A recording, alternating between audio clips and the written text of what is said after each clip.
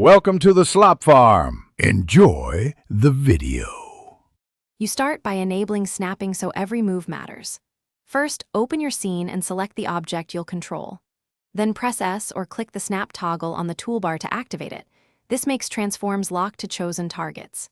Next, open the Snap Type menu and pick Vertex, Edge, Face, Grid, or Pivot depending on what you need.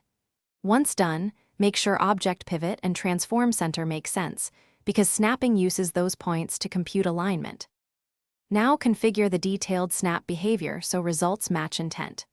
Open the Snap Settings dialog and choose Absolute versus Incremental Snapping, absolute locks to world points, while incremental steps between grid points.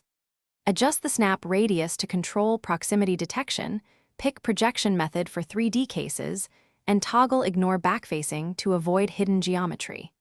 You can combine this with Angle Snap or %Snap, and use Transform Type-In for numeric precision, which gives predictable, repeatable placements. Finally, apply snaps during transforms to place geometry fast and accurately. Use Move, Rotate, or Scale while snapping.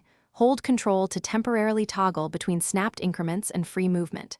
If things don't align, inspect Pivot Alignment and Gizmo Orientation, and reset X-Form on the object to clear transform distortion.